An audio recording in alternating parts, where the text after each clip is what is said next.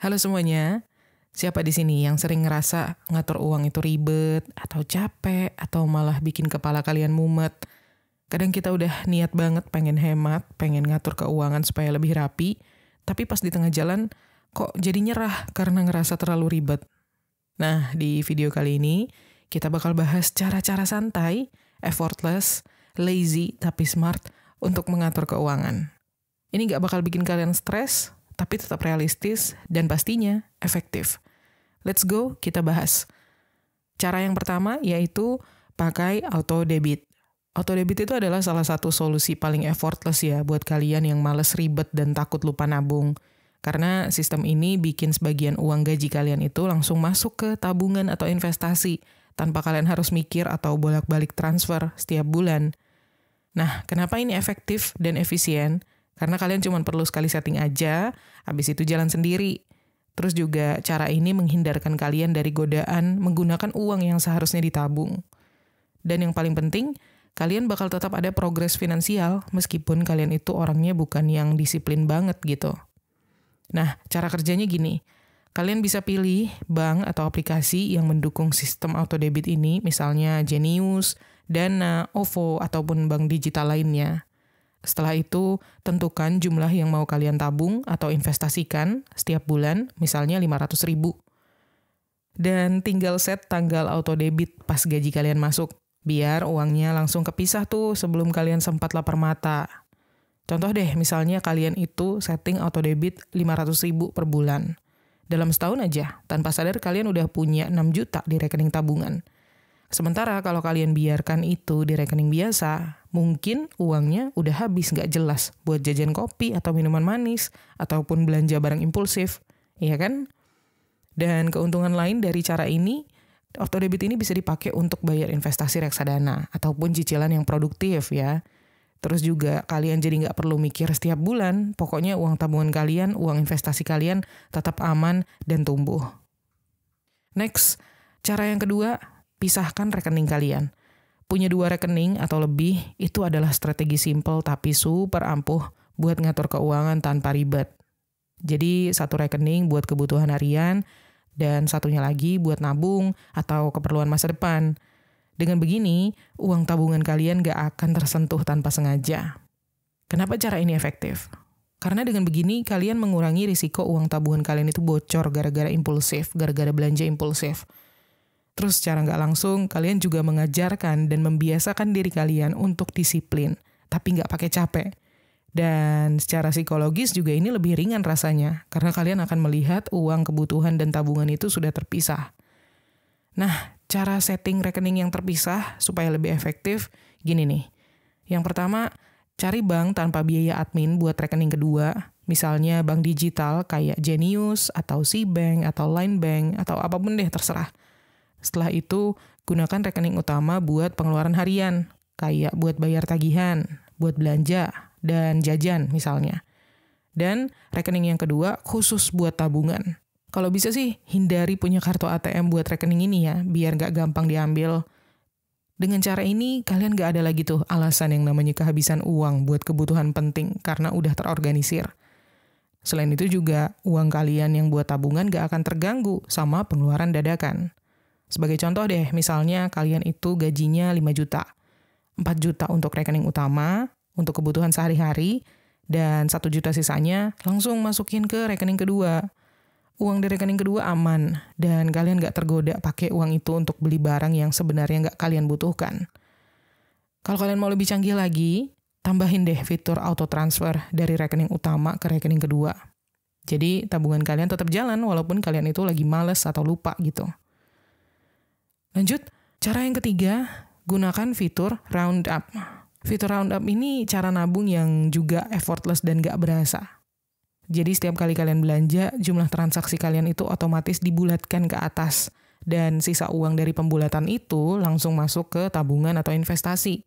Jadi tanpa sadar, kalian itu menabung sedikit demi sedikit setiap kali transaksi. Kenapa ini efektif? Karena kalian nggak perlu mikir atau menentukan nominal tabungan setiap bulan. Selain itu, tabungannya kecil-kecil, jadi nggak berasa berat sama sekali. Dan juga tetap ada progres finansial meskipun cuma nabung recehan. Cara kerjanya begini. Yang pertama, aktifkan fitur ini di aplikasi bank digital atau e-wallet seperti Genius atau Cbank. Contohnya misalnya kalau kalian belanja 19.500, maka transaksi kalian itu dibulatkan jadi 20.000 dan 500-nya langsung masuk ke tabungan. Lama-kelamaan, recehan ini bakal terkumpul jadi jumlah yang lumayan besar tanpa kalian sadari. Misalnya deh, kalian belanja atau transaksi 50 kali dalam sebulan dengan rata-rata round up Rp500 per transaksi. Dalam sebulan, kalian otomatis nabung 25.000. Kalau dihitung dalam setahun, tanpa usaha ekstra, kalian udah punya 300.000 yang otomatis ditabung. Jadi kalau transaksi kayak gini lebih sering, tabungan kalian juga jadi makin besar kan? Keuntungan lain dari cara ini yaitu ini bisa jadi solusi buat kalian yang selalu ngerasa nggak punya uang buat nabung. Dan juga tabungan ini bisa kalian pakai buat hal-hal kecil kayak misalnya traktir temen atau beli sesuatu barang yang ada di wishlist kalian tanpa menguras rekening utama. Oh iya, kalau pengen nabung lebih banyak lagi, coba cari platform yang bisa ngasih bunga atau reward tambahan buat tabungan roundup. Ini bikin tabungan receh kalian jadi lebih produktif. Lanjut, cara yang keempat, pakai budgeting simple. Banyak yang bilang budgeting itu ribet, harus bikin tabel panjang atau ngitung-ngitung rumus yang bikin pusing. Tapi sebenarnya nggak harus sekompleks itu, guys. Pakai aja cara simple, kayak misalnya sistem 50-30-20, yang intinya kalian cuma misahin uang berdasarkan kebutuhan, keinginan, dan tabungan atau investasi. Kenapa cara ini efektif? Karena kalian cuma butuh 1 kali hitung pas gaji masuk. Setelah itu tinggal jalanin aja. Dan juga ini budget yang fleksibel, jadi kalian gak akan merasa terkungkung aturan yang ketat. Dan gak ribet bikin catatan harian, cukup lihat total pengeluaran mingguan atau bulanan. Nah, cara praktis untuk memulai budgeting yang simpel ini dengan aturan 50-30-20, 50% dari pemasukan kalian itu diperuntukkan buat kebutuhan. Ini buat bayar kos, makan, transportasi, dan tagihan bulanan. Lalu, porsi yang kedua yaitu 30% buat keinginan. Ini bisa kalian pakai buat jajan kopi, atau nonton, atau belanja barang-barang yang lucu misalnya. Dan 20% sisanya untuk tabungan atau investasi. Sisihkan untuk masa depan atau dana darurat kalian. Contoh deh, misalnya gaji kalian itu 5 juta gitu ya. Jadi 50% dari 5 juta atau 2,5 juta itu untuk kebutuhan. Misalnya bayar kos 1 juta, makan 1 juta, terus transportasi 500.000. Lalu 30% dari 5 juta, yaitu 1,5 juta, itu untuk keinginan. Misalnya jajan 500.000, nonton atau langganan streaming 300.000, dan belanja 700.000. Dan sisanya 20% dari 5 juta, yaitu sama dengan 1 juta, itu langsung masukin ke tabungan atau investasi. Dan keuntungan lain dari cara ini adalah budgeting ini tuh simple. Jadi kalau kalian lagi banyak acara atau keperluan ekstra, kalian tetap bisa adjust alokasi keuangan kalian. Terus juga kalian nggak perlu tuh catat secara detail pengeluaran. Cukup cek apakah total pengeluaran kalian masih sesuai dengan porsi yang sudah kalian tentukan. Kalau kalian sering malas mencatat atau menghitung secara manual, coba pakai aplikasi budgeting yang otomatis nge-track pengeluaran kalian. Jadi, budgeting kalian itu tetap rapi tanpa harus bikin laporan yang panjang. Lanjut, cara yang kelima, disable notifikasi, promo, dan diskon. Notif diskon dari aplikasi belanja atau e-commerce itu sebenarnya jebakan Batman ya guys. Setiap kali ada notifikasi flash sale, cashback, atau barang favoritmu hampir habis misalnya, itu otak kita langsung otomatis ngerasa FOMO atau fear of missing out. Padahal, kalau kita pikirin ulang, nggak semua barang yang didiskon itu benar-benar kita butuhkan kan? Jadi, cara santai untuk hemat di sini adalah matiin aja notifnya. Kenapa ini efektif? Karena kita nggak perlu berperang dengan diri sendiri untuk menahan godaan diskon. Terus juga pengeluaran impulsif kita jadi otomatis berkurang karena kita nggak tahu ada diskon. Dan plusnya lagi, akan lebih mudah bagi kita untuk fokus pada pengeluaran yang penting-penting aja. Caranya, kalian bisa masuk ke pengaturan aplikasi belanja, terus matiin tuh notifikasinya. Tapi kalau kalian masih tergoda untuk buka aplikasinya, lockout aja supaya kalian males masuk lagi. Jadi solusinya, pilih waktu tertentu untuk belanja. Misalnya hanya ketika kalian butuh banget atau sekali sebulan deh. Sebagai contoh, misalnya sebelum kalian hapus atau disable notifikasi promo dan diskon, kalian sering belanja barang impulsif kayak kaos yang lucu, tapi ternyata jarang dipakai. Nah, setelah notifikasi ini dimatikan, kalian sadar lebih jarang check out barang yang nggak penting. Uangnya bisa kalian pakai buat nabung atau hal lain yang lebih prioritas. Oh iya, jangan lupa untuk bikin daftar barang-barang yang memang benar-benar kalian butuhkan. Jadi kalau ada diskon besar-besaran misalnya, diskon tanggal kembar, diskon Harbolnas dan segala macam, kalian bisa belanja tanpa merasa bersalah karena itu memang kebutuhan, bukan keinginan dadakan. Next, cara yang keenam, belanja mingguan bukan harian. Ada nggak sih di antara kalian yang kalau belanja harian tuh malah jadi sering boros karena kalian jadi cenderung impulsif? Nah, solusinya adalah belanja mingguan. Cara ini bikin kalian jadi lebih terencana, hemat waktu, dan gak gampang tergoda ya untuk beli barang yang gak perlu. Selain itu, kalian jadi gak perlu bolak-balik ke toko setiap hari. Pengeluaran juga jadi lebih terkontrol karena semua kebutuhan kalian udah direncanakan di awal minggu. Dan pastinya ini hemat energi, cocok buat kalian yang suka santai dan males ribet. Tipsnya, jangan lupa untuk buat daftar belanjaan mingguan yang jelas di awal minggu sebelum belanja. Mulai dari makanan, kebutuhan mandi, sampai keperluan rumah. Lalu, pilih tempat belanja yang sering ngasih diskon atau harga grosir. Dan beli barang yang ukurannya besar atau paket hemat. Misalnya, beli beras langsung 5 kilo dibanding 1 kilo misalnya. Katakanlah misalnya sebelum kalian belanja mingguan, kalian itu sering ngabisin 50.000 setiap hari buat makan dan kebutuhan kecil. Nanti setelah belanja mingguan, dengan total 300.000, kalian punya cukup stok untuk 1 minggu, dan gak ada lagi yang namanya pengeluaran harian tambahan. Hematnya bisa sampai 50.000 per minggu, atau 200.000 per bulan. Lumayan kan? Oh iya, bisa juga kalian masukin stok makanan yang tahan lama, kayak telur, terus frozen food, atau bahan makanan kering. Ini supaya kalian gak perlu sering-sering ke toko kalau lupa beli sesuatu. Lanjut, cara yang ketujuh, gunakan target mini. Target besar tuh kadang bikin kita males mulai. Tapi kalau targetnya kecil dan achievable, jadi lebih gampang buat kita untuk konsisten. Misalnya, kalian pasang target nabung 10.000 sehari. Kedengarannya kecil kan, gak seberapa. Tapi kalau dilakukan terus-menerus, hasilnya bisa lumayan gede. Selain itu, cara yang effortless ini gak akan bikin kalian stres memikirkan jumlah yang besar. Dan semakin efektif karena konsistensi yang kecil itu lama-lama bisa jadi kebiasaan yang berdampak besar. Untuk menerapkan cara ini, yang paling praktis itu kalian bisa mulai dari target yang realistis dulu, kayak nabung 10.000 sehari atau 50.000 seminggu. Kalian bisa gunakan celengan fisik atau fitur auto debit di rekening buat nyisihin uang. Dan jangan lupa pasang pengingat harian di handphone supaya kalian gak lupa. Contoh misalnya, kalian nabung 10.000 sehari selama 1 tahun. Hasilnya 3.650.000. Lumayan banget kan buat beli sesuatu yang penting atau jadi tambahan dana darurat kalian.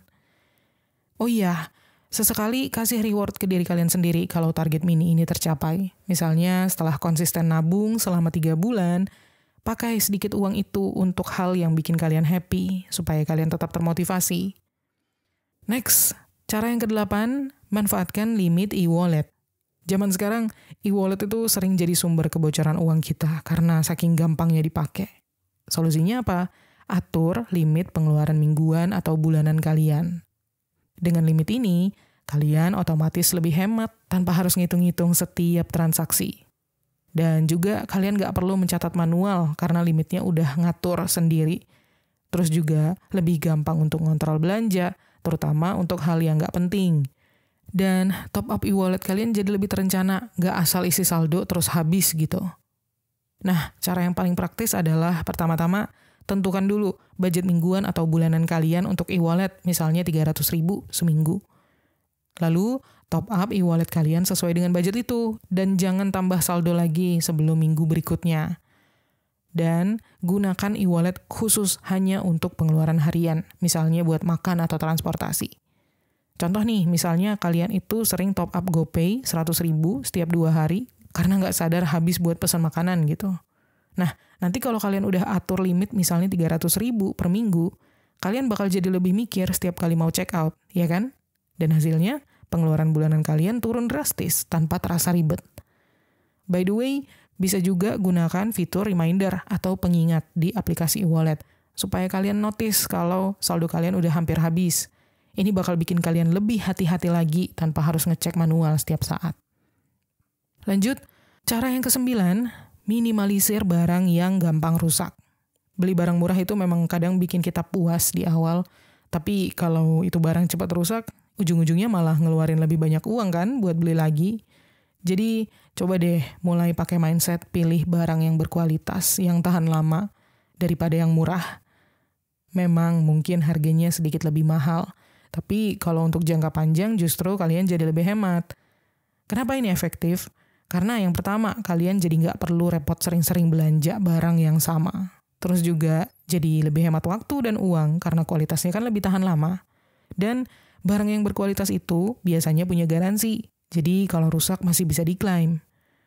Jadi sebelum kalian beli barang, selalu cek ulasan atau review untuk memastikan kualitasnya. Dan berani untuk investasi sedikit lebih banyak untuk barang yang penting, kayak sepatu, baju, tas, atau alat elektronik misalnya. Dan juga pilih barang multifungsi yang bisa dipakai untuk berbagai kebutuhan. Sebagai contoh, misalnya kalian itu beli sepatu yang murah harganya 200.000, tapi baru 3 bulan udah rusak.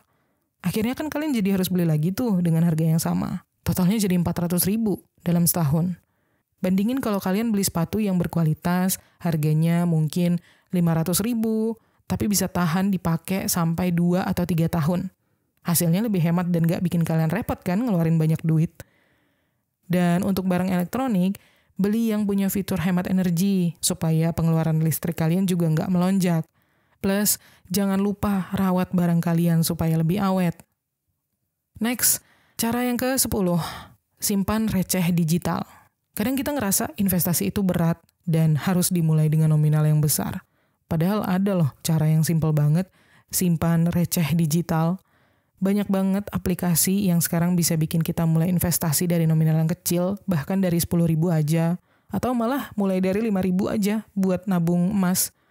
Intinya, ini buat kalian yang pengen nabung tapi males mikirin strategi yang ribet atau angka yang besar. Dan kalian gak perlu tuh jadi ahli investasi dulu buat mulai. Dan juga karena receh atau nominal kecil, ini gak akan bikin kita berasa berat gitu nabungnya. Tapi kalau rutin hasilnya bisa gede.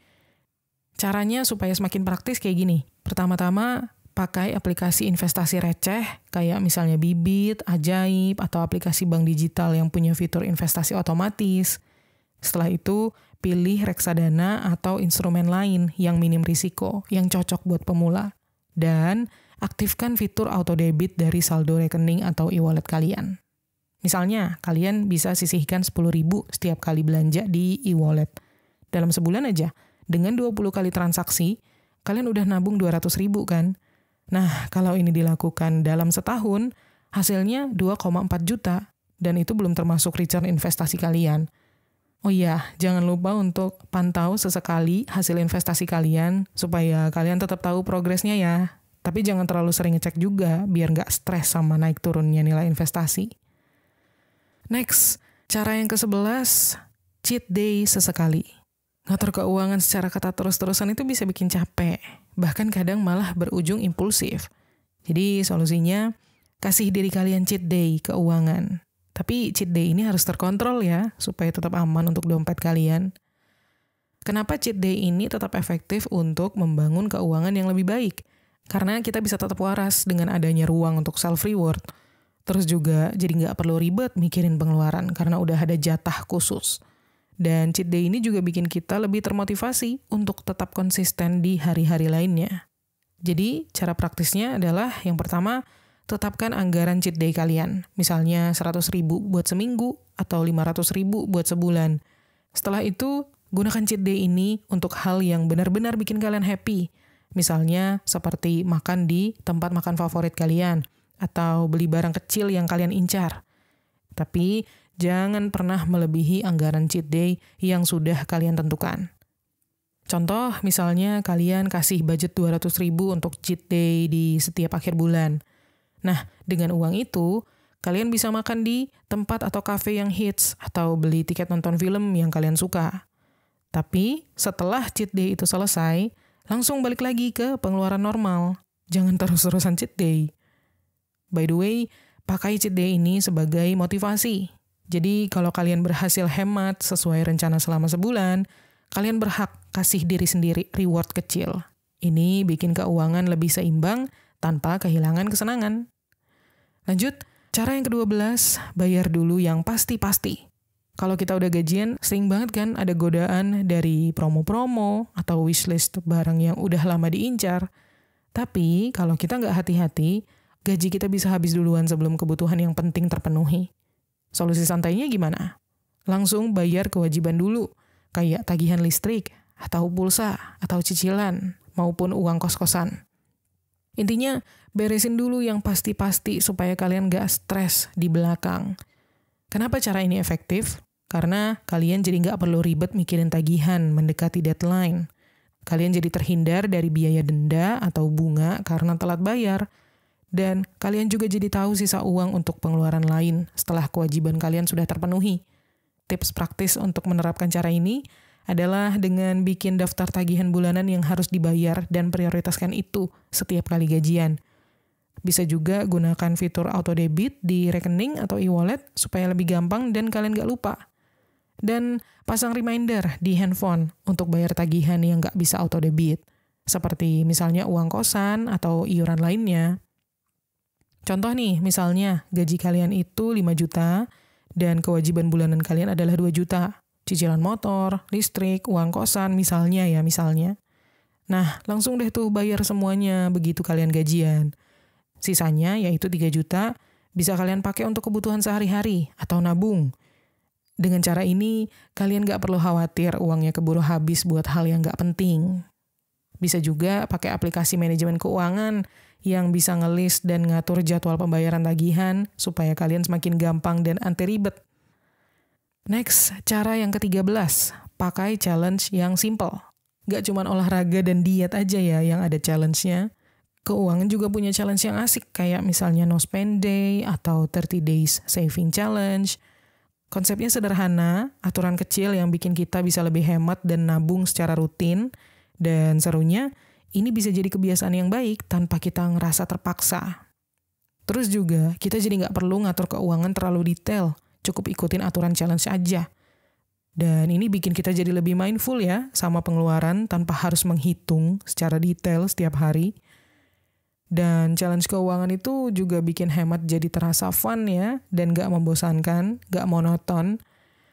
Tipsnya, kalian bisa mulai dengan challenge yang simple kayak misalnya no spend day, sehari tanpa belanja apa-apa kecuali kebutuhan pokok. Bisa juga gabung komunitas online atau ajak teman kalian supaya makin semangat ngelakuin challenge-nya. Jangan lupa pantau progres challenge kalian dengan catatan sederhana atau aplikasi di handphone misalnya. Contoh, kalian ikut no spend day seminggu sekali. Kalau biasanya kalian ngabisin 100.000 buat ngopi atau jajan, nah itu jadi uang yang bisa ditabung kan? Dan dalam sebulan, kalian bisa hemat 400.000. Lumayan banget. Oh iya, setelah challenge-nya selesai, alokasikan hasil hemat kalian itu ke tabungan atau buat sesuatu yang lebih produktif, kayak bayar utang atau investasi receh misalnya. Next, cara yang ke-14, hindari ngecek promo di malam hari. Jam-jam malam tuh adalah musuh besar buat dompet kita. Lagi capek, ngantuk, atau nggak fokus, itu bisa bikin kita gampang tergoda untuk belanja impulsif di e-commerce. Siapa yang sering ngalamin? Scroll-scroll, niatnya cari inspirasi, malah check out barang yang nggak perlu. Nah, solusi gampangnya gimana? Hindari buka aplikasi belanja atau situs e-commerce sebelum kalian tidur. Ini efektif banget mengurangi pengeluaran impulsif tanpa effort lebih. Dan juga kalian bisa tetap hemat tanpa harus bikin aturan yang ketat soal belanja. Malam hari itu lebih baik dipakai buat hal-hal yang bisa bikin rileks, bukan tambah stres karena saldo berkurang. Cara praktisnya, kalian bisa pasang notifikasi di handphone untuk mengingatkan diri sendiri supaya stop buka e-commerce di malam hari. Kalau misalkan ada barang yang kalian incar, simpan dulu di wishlist dan tunggu sampai besok hari untuk kalian pikirkan lagi. Dan gunakan waktu malam untuk nonton atau baca atau aktivitas lain yang lebih produktif. Contoh, misalnya kalau biasanya kalian itu gampang check out barang yang nggak penting di malam hari, kayak hiasan kamar atau alat masak yang unik karena ada promo di malam hari gitu ya. Kalau kalian bisa tahan untuk nggak buka aplikasi belanja, uangnya bisa lebih aman buat kebutuhan yang lebih penting. By the way, kalau kalian tetap pengen belanja online, tetapkan jadwal khusus. Misalnya hanya ketika setelah gajian atau ada diskon besar yang udah kalian rencanakan sebelumnya, bukan tiba-tiba. Ini bakal bikin kalian tetap terkendali dari belanja impulsif. Dan cara yang ke-15, pakai prinsip save first. Metode ini tuh simple banget. Jadi begitu gaji masuk, langsung sisihkan dulu sebagian untuk ditabung atau diinvestasikan. Baru deh sisanya kalian pakai untuk pengeluaran sehari-hari. Ini beda ya sama kebiasaan banyak orang yang nabung kalau ada sisa. Masalahnya kan sering banget, sisanya ternyata 0 karena keburu habis buat hal-hal yang nggak perlu. Jadi dengan cara ini, kalian bisa otomatis memprioritaskan menabung tanpa harus berpikir panjang. Cocok banget buat kalian yang nggak suka ribet karena nggak perlu ngitung-ngitung secara detail setiap minggu. Dan ini gampang banget diterapkan tanpa strategi yang rumit, terus juga bikin kalian lebih konsisten menabung karena langsung diprioritaskan kan. Plus, kalau kalian pakai prinsip ini, kalian terhindar dari kebiasaan menabung kalau ada sisa yang seringkali nggak berjalan. Caranya, tentukan target tabungan kalian, misalnya 10-20% dari gaji. Kalau gaji kalian 5 juta, sisihin 500.000 atau 1 juta dulu di awal bulan. Bisa juga gunakan fitur auto debit di rekening bank atau e-wallet supaya uang kalian langsung pindah tuh ke tabungan atau investasi tanpa harus kalian lakukan secara manual. Dan kayak beberapa tips sebelumnya, bikin rekening khusus untuk tabungan atau investasi supaya nggak tergoda untuk kalian pakai. Contoh, misalnya gaji kalian 5 juta. Langsung sisihin 1 juta ke rekening tabungan begitu kalian gajian. Sisanya 4 juta bisa kalian pakai buat bayar tagihan, makanan, dan kebutuhan bulanan lainnya. Dengan cara ini, tabungan kalian jalan terus tanpa bikin dompet kalian sesak.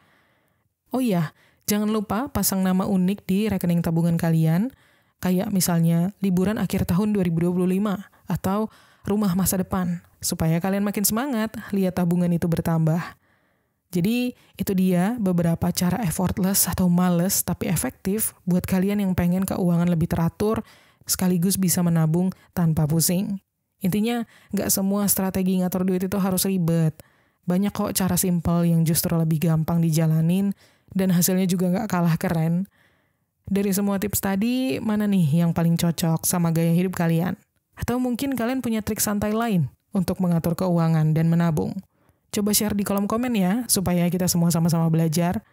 Oke, segitu dulu video kali ini. Semoga bermanfaat, dan terima kasih udah nonton. Sampai jumpa di tips menuju kekayaan berikutnya.